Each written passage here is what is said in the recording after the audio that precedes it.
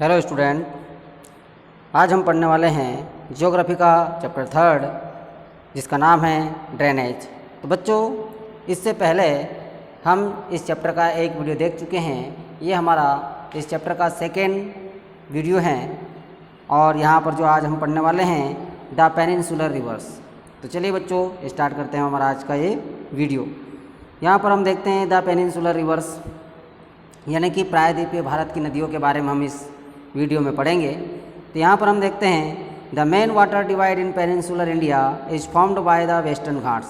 यानी कि हम देखते हैं कि जो हमारा प्रायद्वीपीय भारत है उसकी जो नदियाँ हैं उनमें जो मुख्य वाटर डिवाइडर का जो काम करता है वो है हमारा वेस्टर्न घाट यानी कि पश्चिमी घाट। Major rivers of the peninsula such as the Mahanadi, the Godavari and the Krishna and the Kaveri flow eastwards and drain into the Bay of Bengal. यानी कि प्रायद्वीपीय भारत की मुख्य नदियों की अगर हम बात करते हैं तो उसमें गोदावरी है, कृष्णा है, कावेरी है। ये सारी नदियाँ महानदी हैं। ये सारी नदियाँ पूर्व की तरफ बहते हुए बे ऑफ बंगाल यानी कि बंगाल की खाड़ी में जाके ये मिल जाती है। The Narmada and the Tapi are the only long rivers which flow west and make estuaries. यानी कि जो नर्मदा नदी है और जो ताप्ती नदी है, ये दोनों ही नदियाँ जो है ये लंबी नदियाँ हैं और दोनों ही पश्चिम की तरफ बहने वाली नदियाँ हैं और ये एस्चुरी का निर्माण करती है। अगला हम जो देखेंगे वो है हमारे the Narmada basin. Narmada basin की हम बात करते हैं। नर्मदा नदी को हम यहाँ पर पढ़ेंगे। नर्मदा नदी का सोर्सेज को देखें तो it rises in the Amarkantak hills in Madhya Pradesh. Narmada नदी का जो उद्गम स्थल है वो अमरकंटक की पहाड़ियों से निकलती है जो मध्य प्रदेश में स्थित है। यानी कि अमरकंटक नामक स्थान पर इसका उद्गम स्थल है नर्मदा नदी का। It flows towards the west in a rift valley formed due to faulting. और ये रिफ्ट वैली का निर्माण करती है और फॉल्टिंग के कारण रिफ्ट वैली बनती है। अगला जो हम देखें, all the tributaries of the Narmada are very short and most of these join the main stream at right angles। यानी कि जो नर्मदा नदी है उसकी जो ट्राइब्यूटरीज जो सहायक नदियां हैं वो काफ़ी छोटी हैं और ये सारी ट्रायंगल फॉर्म में इसको ज्वाइन करती है या राइट एंगल्स में इसको ज्वाइन करती है। यानी कि 90 डिग्री का जो एंगल होता है उस एंगल में ये इसको ज्वाइन करती है, इसकी जो ट्राइब्यूटरीज है वो। Narmada basin covers parts of Madhya Pradesh and Gujarat. यानी कि जो नर्मदा नदी बेसिन है वो मध्य प्रदेश और गुजरात दोनों स्टेट को कवर करती है और लास्ट में बे ऑफ केम्बे यानी कि खंबात की खाड़ी में ये अरब सागर में जाके मिल जाती है। अगला जो हम देखेंगे वो है हमारा द तापी बेसिन। यानी कि ताप्ती नदी के बारे में हम पढ़ते हैं। तो ताप्ती नदी की बात करते हैं। यहाँ देखें कि जो ताप्ती नदी है उसके सोर्स को देखें। It rises in the Satpura ranges in the Betul district of Madhya Pradesh. यानी कि ताप्ती जो नदी है उसका उद्गम स्थल जो है वो सतपुड़ा रेंजेस जो है, सतपुड़ा पर्वत श्रृंखला जो है उससे निकलती है ये बैतूल डिस्ट्रिक्ट मध्य प्रदेश में। यानी कि जो बैतूल जिला है मध्य प्रदेश का, वहाँ से इसका उद्गम स्थल माना गया। It also flows in a rift valley parallel to the Narmada, but it is much shorter in length। यानी कि इसकी अगर हम बात करें तो ये भी रिफ्ट वैली में नर्मदा के इक्वल बराबर पैरेलल में समांतर में ये बहती है, फ्लो होती हैं, लेकिन ये काफ़ी छोटी है लंबाई के मामले में। अगर लेंथ की अगर हम बात करें तो इसकी लेंथ जो है वो कम है। It's basin cover part of Madhya Pradesh, Gujarat and Maharashtra. और ये नदी जो है वो 3 स्टेट को कवर करती है, मध्य प्रदेश, गुजरात और महाराष्ट्र में ये फ्लो होती है और ये भी अरेबियन सी में जाके मिल जाती है। Other west flowing rivers Sabarmati, Mahi, उसके बाद में भरतपुजा एंड पेरियर। ये इतनी सारी दूसरी और अदर रिवर्स हैं जो वेस्ट ऑफ फ्लोइंग होने वाली नदियाँ हैं। आगे जो हम देखेंगे वो है हमारा द गोदावरी बेसिन। गोदावरी नदी को हम पढ़ते हैं। गोदावरी नदी की बात कर लेते हैं। सोर्स, गोदावरी नदी का उद्गम स्थल की बात करें, it rises from the slopes of the western Ghats in the Nashik district of Maharashtra. यानी गोदावरी जो नदी है उसका उद्गम स्थल पश्चिमी घाट है नासिक डिस्ट्रिक्ट से, महाराष्ट्र से ये निकलती है। It is the largest peninsular river, और ये पेनिनसुलर यानी कि प्रायद्वीपीय भारत की सबसे बड़ी नदी है गोदावरी। ट्रिब्यूटरीज ऑफ गोदावरी यानी कि जो गोदावरी नदी है उसकी सहायक नदियों की हम बात कर लेते हैं कि इसकी सहायक नदियाँ कौन कौन सी हैं, तो उनको हम देखते हैं। तो सहायक नदियों में हम देखते हैं कि the Purna, the Wardha, the Pranhita, the Manjra, the Wainganga and the Penganga, ये इसकी सहायक नदियां हैं।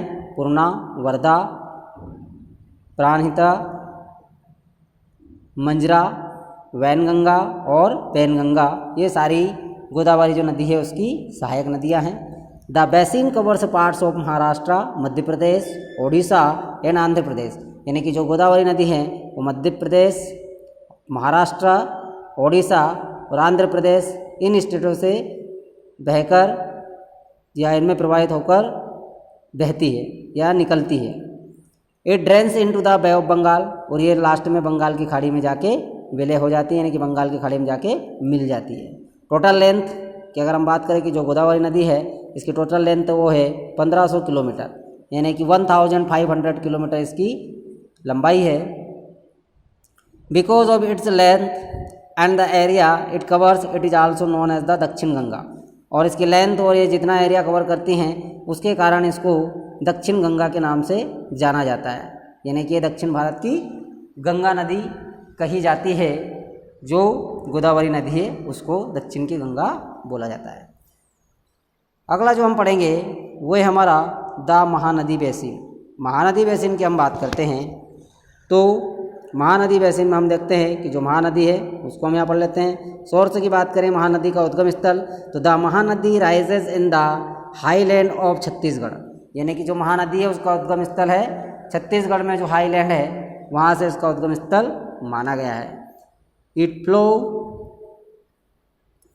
Through Odisha to reach the Bay of Bengal, और ये उड़ीसा से होते हुए बंगाल की खाड़ी में जाके इसका विलय हो जाता है। It's drainage basin is shared by Maharashtra, Chhattisgarh, Jharkhand and Odisha, यानी कि इसका जो प्रवाह तंत्र है वो महाराष्ट्र, छत्तीसगढ़, झारखंड, ओडिशा यहाँ तक इसका प्रवाह तंत्र फैला हुआ है।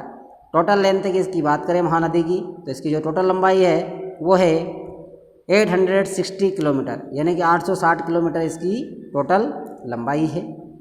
तो ये हमारी महानदी हो गई। आगे जो हम देखेंगे वो है हमारा द कृष्णा बेसिन। कृष्णा नदी के बारे में हम पढ़ते हैं तो कृष्णा बेसिन को हम यहाँ पर देख लेते हैं। It rises from spring near Mahabaleshwar, यानी कि ये कृष्णा नदी है ये महाबलेश्वर के पास से इसका उद्गम स्थल माना गया है।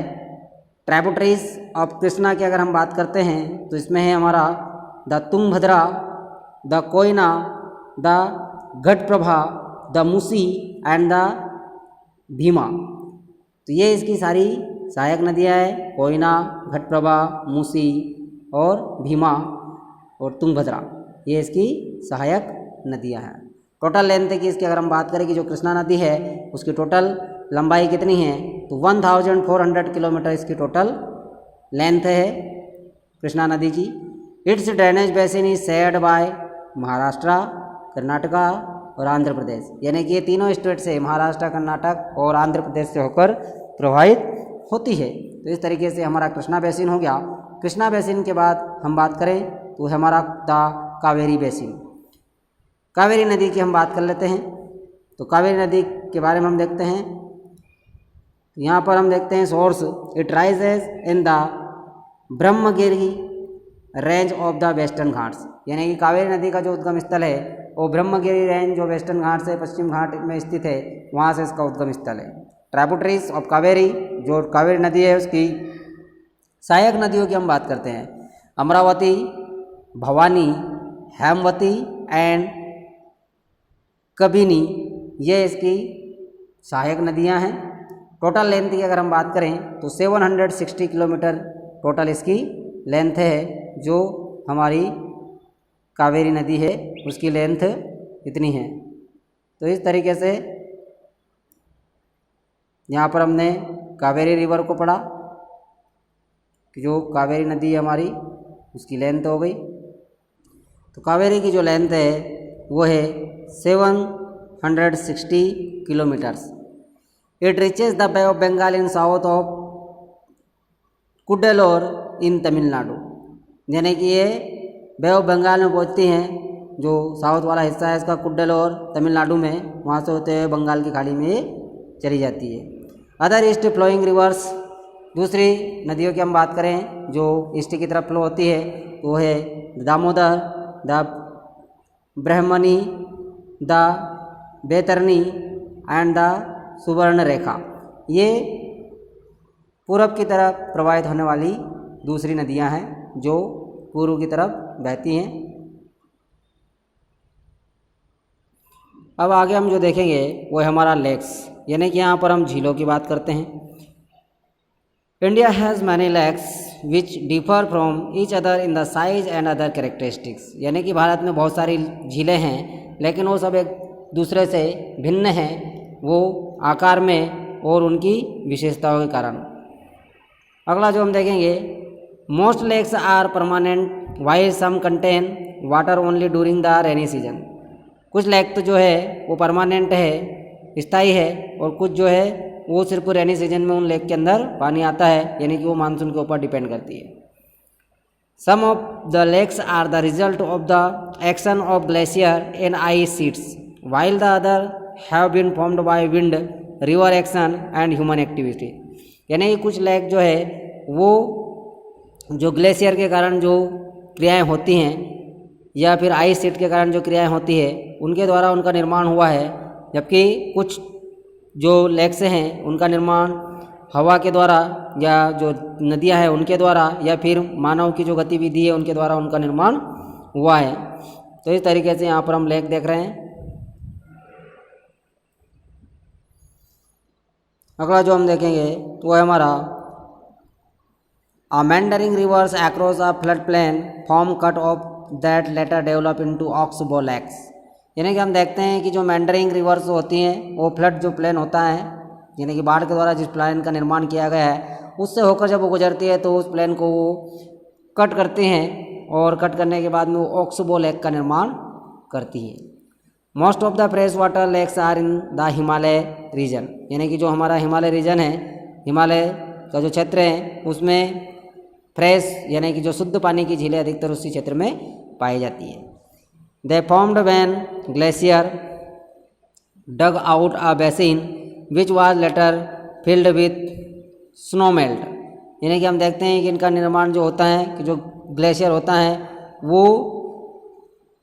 टूट कर अलग हो जाता है और बहुत बड़ा हिस्सा जिसको हम देखें कि वो स्नो मेल्ट जब पिघल जाती हैं, जो बर्फ़ रहती है उसके पिघलने से जो पानी इकट्ठा हो जाता है उसके कारण इसका निर्माण हो जाता है, या ग्लेशियर जो पिघल जाते हैं और वो झील में कन्वर्ट हो जाते हैं। अगला जो हम देखेंगे, the Wular lake in Jammu and Kashmir is the result of the tectonic activity which is the largest fresh water lake in India, यानी कि उलर लेक जो जम्मू कश्मीर में स्थित है वो जो हमारे टेक्टोनिक प्लेट्स में एक्टिविटी होती है, गतिविधि होने के कारण उसका निर्माण हुआ है, और ये शुद्ध पानी की या साफ पानी की सबसे बड़ी झील है भारत की। आर्टिफिशियल लेक्स की बात करते हैं, नहीं कृत्रिम झील। The damming of the rivers for the generation of hydro power has also lead to the formation of, यानी कि हम देखते हैं कि जो आर्टिफिशियल झील है उनका निर्माण जब हम किसी नदी के ऊपर नदी के पानी को बांध बनाकर रोक देते हैं, यानी कि नदी के ऊपर डैम बना देते हैं तो उसके हाइड्रो इलेक्ट्रिसिटी प्रोड्यूस करने के लिए, तो उसके कारण भी कृत्रिम झील का निर्माण हो जाता है। जैसे लेक सच एज गुरु गोविंद सागर जो लेक है उस लेक का निर्माण मानव के द्वारा बनाए गए डैम के द्वारा इसका निर्माण हुआ है। अगला जो हम देखेंगे वो है हमारा इम्पोर्टेंस ऑफ लेक्स, यानी कि जो झील है उनका महत्व क्या है। तो झीलों के महत्व को हम यहाँ पर पढ़ेंगे। पहला हम देखते हैं, help to regulate the flow of a river during heavy rainfall, it prevents flooding and during the dry season, यानी कि हम देखते हैं कि ये नदियों के अंदर पानी का जो बहाव है या प्रवाह है उसको सुचारू रूप से बनाए रखने में सहायक होती हैं, और जब हैवी रेनफॉल होती है, भारी बारिश होती है, उस दौरान ये बाढ़ आने से भी रोकती हैं, और ड्राई जो सीजन होता है उसमें भी पानी की मदद पहुंचाकर ये सहायता करती हैं। दूसरा पॉइंट है it helps to maintain an even flow of water. यह अनइवन फ्लो जो वाटर का होता है उस अनइक्वल जो होता है उस फ्लो को, पानी के फ्लो को ये रोकने में सहायता करती हैं। Also used for developing hydro power, यानी कि जो लेक्स होती हैं इनके पानी का उपयोग जल विद्युत उत्पादन में किया जाता है। अगला जो है हमारा they moderate the climate of the surroundings, और जो आसपास का जो वातावरण होता है या जो क्लाइमेट है हमारा मौसम है उसको अच्छा बनाती हैं, यानी कि मॉडरेट क्लाइमेट कर देती हैं झीलों के द्वारा, यानी कि ना तो बहुत ज़्यादा गर्मी होती है और ना बहुत ज़्यादा ठंडी उस क्षेत्र में होती है। अगला जो हम देखेंगे मेंटेनिंग द एक्वेटिक इकोसिस्टम, और ये हमारा जो जल के द्वारा, ये जल के अंदर जो इकोसिस्टम होता है एक्वेटिक एनिमल्स का या एक्वेटिक इकोसिस्टम होता है उसको बैलेंस करने का काम भी करती है, उसको उसका प्रबंधन करती हैं। इनहांस नेचुरल ब्यूटी, और अगर हम बात करें तो ये प्राकृतिक सुंदरता को भी बनाए रखने में हमारी सहायता करती हैं। Helps in developing tourism and providing recreation, यानी कि ये टूरिज्म क्षेत्र जो हमारा पर्यटन स्थल को भी बढ़ावा देती हैं और नई चीज़ों का निर्माण होता है यहाँ पर ऐसे क्षेत्रों में जहाँ पर झीलें होती है, पर्यटक वहाँ पर घूमने आते हैं, उनको देखने आते हैं। तो इस तरीके से एक नया चीज़ का यहाँ पर जो हम देखें कि उसका निर्माण होता है झीलों के द्वारा। तो ये इतनी सारी झीलें जो है उनका इतना सारा इम्पोर्टेंस है, इतना सारा महत्व है। आगे जो हम देखेंगे रोल ऑफ रिवर्स हम पढ़ेंगे। रोल ऑफ रिवर्स की अगर हम बात करते हैं, यानी कि जो नदियाँ हैं उनका जो हमारा आर्थिक विकास है उसमें किस तरह से उनका आर्थिक विकास में किस तरह से योगदान है उसको हम यहाँ पर देखेंगे। तो यहाँ पर हम देखते हैं from ancient times river banks attracted settlers as water from the rivers as a basic natural resources essential for various human activities. यानी कि हम देखते हैं कि प्राचीन समय से या पुराने समय से हम देखते हैं कि जो नदियाँ हैं उनके जो किनारे हैं या जो नदी के जो किनारे हैं उन्होंने अट्रैक्ट किया है लोगों को, क्योंकि वाटर के द्वारा पुराने ज़माने में लोग नदियों के किनारे पर बसाहट करते थे, क्योंकि उनको आसानी से जो नेचुरल रिसोर्सेज है वो प्राप्त हो जाए और मानव जाति के लिए जो आवश्यक कंडीशन है वो नदियों के आसपास उन लोगों को मिल जाती थी, जिसके कारण वो अपनी जो बसाहट करते थे वो नदियों के किनारे पर हमको देखने को मिलती है। Rivers are used for irrigation, navigation and hydro power generation, यानी कि जो नदियाँ हैं उनका जो इस्तेमाल होता है वो सिंचाई करने के लिए होता है और जल यातायात के लिए उनका उपयोग किया जाता है और विद्युत उत्पादन करने के लिए भी नदियों का उपयोग किया जाता है। रिवर पोल्यूशन के आगे हम बात करेंगे कि रिवर पोल्यूशन क्या होता है, यानी कि नदी का प्रदूषण। हम देखते हैं कि नदियों में प्रदूषण जो होता है उसके बारे में हम यहाँ पर पढ़ेंगे। The demand for water from river is increasing to meet growing domestic municipal industrial and agriculture need which naturally affect the quality of water. यानी कि हम देखते हैं कि लगातार पानी की जो डिमांड है वो बढ़ती जा रही है, यानी कि नदियों के पानी की जो डिमांड है वो लगातार बढ़ रही है, चाहे वो घरेलू उपयोग के लिए हो, चाहे म्यूनसिपलिटी के द्वारा उपयोग किया जाने वाला हो। जैसे शहरों में जो नल दिए जाते हैं वो सब नदियों से पानी लिया जाता है, या फिर इंडस्ट्रियल जो इंडस्ट्रीज़ होती है उनमें पानी की जो आपूर्ति की जाती है वो नदियों के जल के द्वारा की जाती हैं, या फिर एग्रीकल्चर यानी कि जो हमारा खेती की जाती हैं वो भी नदी के ऊपर डिपेंड रहती हैं। तो इन सारी आवश्यकताओं की पूर्ति जो की जाती है वो नदी के जल के द्वारा की जाती हैं, और जिसके कारण जो नदी का पानी रहता है उसकी जो क्वालिटी होती है उस पर अफेक्ट होता है। More and more water is being drain out of the reverse reducing there volume, यानी कि ज़्यादा से ज़्यादा जब अधिक से अधिक मात्रा में नदी का पानी उससे लिया जाता है तो पानी की कमी होने लगती है, यानी कि नदी का पानी जो रहता है उसकी कमी हो जाती है, यानी कि नदी में पानी कम हो जाता है।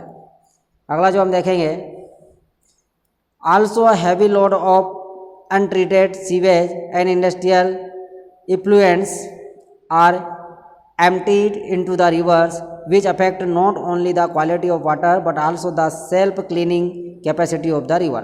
यानी कि हम देखते हैं कि जो सीवेज सिस्टम होता है हमारा, यानी कि जो बड़े बड़े नाले होते हैं शहरों के अंदर या नालियाँ जो होती है उनका पानी या फैक्ट्रियों से निकलने वाला गंदा पानी जब नदियों के अंदर जाकर मिल जाता है तो नदियों के पानी को दूषित कर देता है।